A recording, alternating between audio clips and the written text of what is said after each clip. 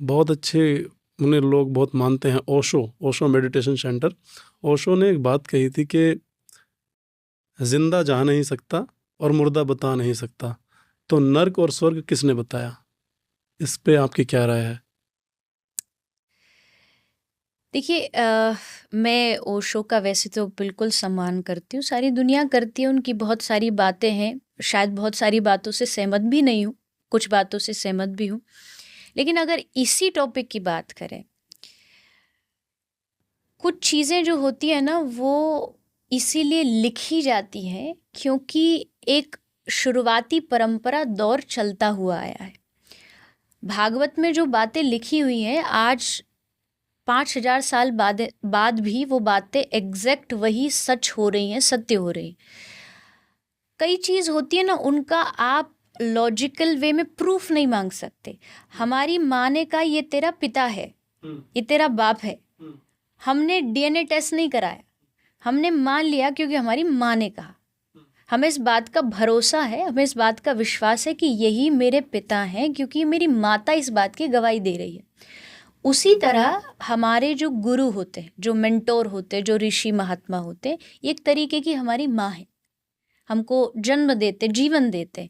उन्होंने हमको बताया कि तुम्हारे जीवन और मृत्यु से परे ऐसा होता है, क्योंकि पुराने जो ऋषि होते थे उनके पास शक्तियाँ होती थी, वो मृत्यु के बाद भी वापस आ गए या फिर नरक में जा कर के देख कर के वापस आए हैं।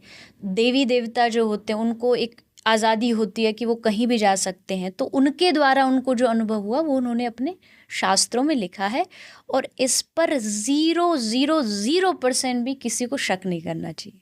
बिल्कुल। मुझे ऐसा लगता है कि जो आदमी जिस धर्म में जन्म लेता है उस धर्म के अगर स्क्रिप्चर्स या जो उसके लिखे गए शास्त्र हैं, अगर उन पर भरोसा नहीं कर रहा है ना, तो समझिए उसकी जो सोच होगी, जो समझ होगी, वो एकदम ज़ीरो होगी। क्योंकि उसने जिसने उसको बनाया, क्योंकि जो शास्त्र होते हैं, जो धर्म होता है, वो हमें एक आकार देता है, हमें एक आकृति देता है। तो ऐसा कभी नहीं सोचना चाहिए कि ये ऐसे कैसे हो सकता है कि जो पहले गया नहीं मृत्यु के बाद का अनुभव कैसे बता सकता है।